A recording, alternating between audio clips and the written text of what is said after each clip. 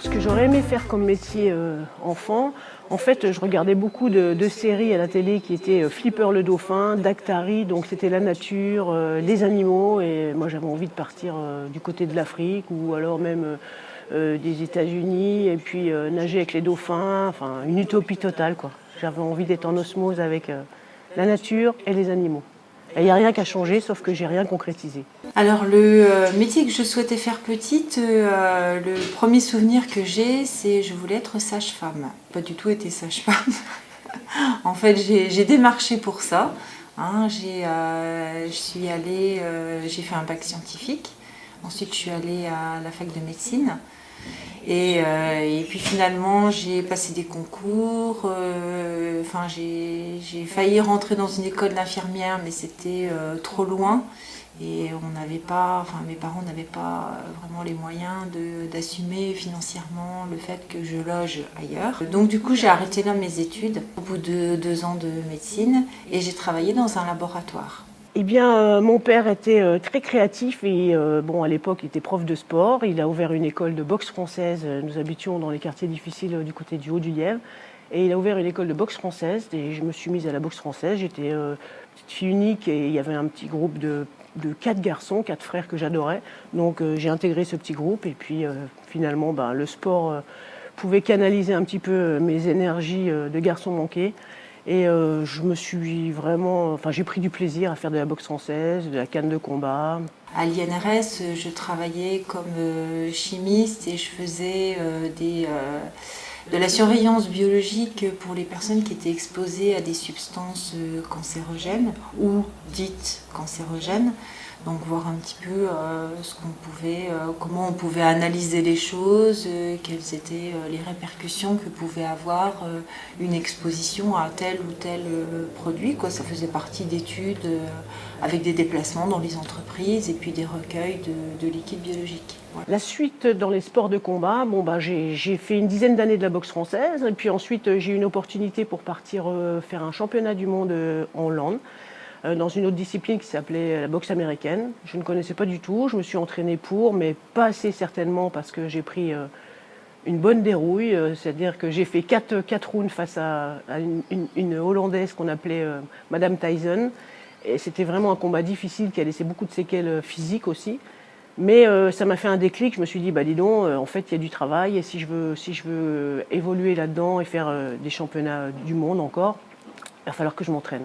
Donc ça m'a donné l'envie, je dis toujours la persévérance est l'art de réussir, et ça m'a donné l'envie de m'entraîner plus, d'être plus pointu sur mon travail et puis d'accéder à d'autres opportunités. Donc ensuite j'ai eu des opportunités pour boxer, même en boxe anglaise, et je me suis dirigée sur plusieurs disciplines de sport de combat. Le jour où tout a basculé, en fait, ça n'a pas forcément basculé professionnellement, ça a basculé, c'est moi. Moi, je suis tombée malade, c'est-à-dire que j'avais 30 ans, en fait. J'ai sombré dans une dépression extrêmement grave. J'ai fait de l'anorexie mentale, donc j'ai perdu énormément de poids, je m'alimentais plus du tout. Mais à l'époque, j'aurais pas su dire pourquoi je sombrais. J'avais plus de sens, j'avais plus envie. Je voyais pas pourquoi je m'en sortirais. Déprimée, qui pleurait, qui restait allongée sur le canapé, qui s'enfermait, qui criait. Ça a duré 5 ans, en fait, vraiment 5 ans, ou 1 an où ça a été vraiment le noir total. J'avais 6 de tension, le cœur battait quasiment plus, enfin c'est à y réfléchir aujourd'hui, je sais pas comment je suis restée vivante en fait. Le jour où tout s'arrête, j'ai eu de la chance, j'ai combattu donc assez tard, jusqu'à 37 ans. Je suis toujours active, c'est-à-dire que j'ai la chance d'être encore en pleine forme physique, donc je peux m'entraîner et continuer à toucher un petit peu au sport. Mais les compétitions, il y a un moment, il faut savoir s'arrêter parce que ça peut être destructeur.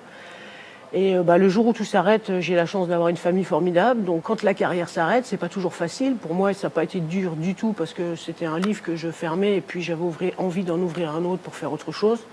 Donc pour moi, il n'y a pas de problème. Et puis en fait, le fait de ne pas gagner d'argent, je pense que ça nous garde une certaine humilité. Je suis restée très humble. Donc, et le fait aussi de travailler dans ce complexe sportif où pour toi, c'est un public qui est très éclectique, c'est-à-dire qu'on va avoir un gros ponte en chirurgie et on va avoir des pauvres jeunes réfugiés qui viennent, qui ont souffert des choses horribles. Donc c'est ça qui est bien, c'est qu'on se retrouve tous ensemble. Eh bien, en fait, le gros déclencheur, je dirais que c'est mon frère. Et la seule chose dont je me souvienne, c'est qu'il ait dit « mais t'es plus forte que ça ». Et en fait, ce jour-là, j'avais comme une petite voix en fait à l'intérieur de moi qui me disait « mais t'es pas malade. Pourquoi tu dis que t'es malade? T'es pas malade. Donc, qu'est-ce que tu fais pour t'en sortir ?» Et là, j'ai vraiment jeté à la poubelle tous les médicaments que j'avais. De tranxène, d'anxiolytiques, d'antidépresseurs et tout. J'ai tout arrêté du jour au lendemain. Et j'ai passé un mois un petit peu de sevrage. Quand la carrière s'arrête, j'ai pas eu besoin d'aide du tout parce qu'en fait, je suis bien dans ma peau, j'ai ce sport qui m'équilibre, ce sport qui est mon psychologue en fait. C'est ce que je dis toujours aux gens. Dans la vie, il faut essayer de trouver quelque chose, une passion, un exutoire, de façon à vider la cocotte minute quand ça va plus. Donc ça peut être le dessin, ça peut être la marche à pied, ça peut être l'écriture, le chant, n'importe quoi. C'est pas forcément du sport, mais bon, pour moi c'était le sport et c'est vrai que le sport, ça me fait du bien parce que ça m'équilibre. Précédemment, donc l'année précédente, justement, j'ai une amie qui m'a emmenée faire du yoga. Au début, je pensais que le yoga c'était une activité pour les personnes âgées parce que ça bougeait pas trop. Voilà. Et moi j'aimais bien parce que c'était un cours qui était très structuré et tout. Et moi ça m'a mis une structure en fait. Et ça m'a raccroché à quelque chose. Il y a eu comme un déclencheur. Alors est-ce que c'était le yoga? Est-ce que c'était... Je me suis remise à... J'ai eu envie d'apprendre. Après ça, donc j'ai repris des études, j'ai refait des études dans la chimie, puisque j'étais chimiste. J'ai fait des cours du soir, j'ai quand même pas mal galéré, mais ça me donnait une certaine force intérieure, le fait d'apprendre comme ça. Et en parallèle, je pratiquais le yoga. J'ai eu besoin d'aide, oui, mais j'ai pas eu l'aide qui m'a aidée à sortir de ça dans la période où j'ai été malade.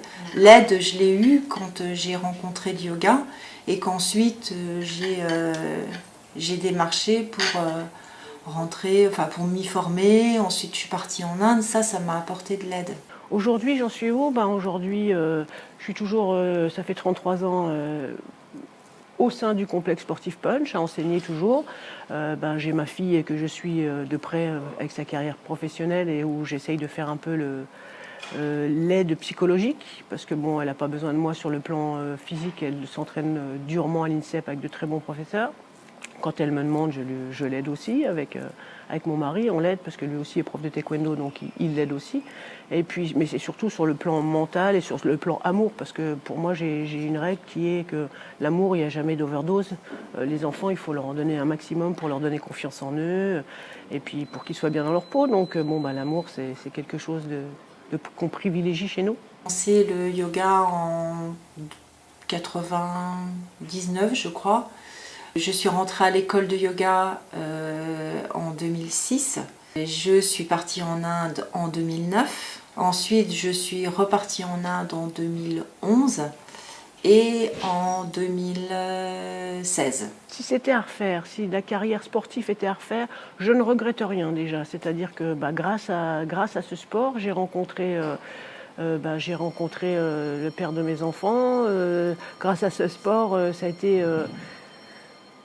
été quelque chose d'exceptionnel, toutes ces rencontres que j'ai fait dans la vie. Donc...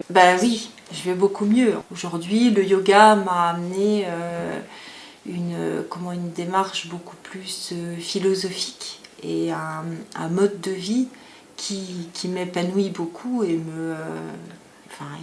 me remplit en fait.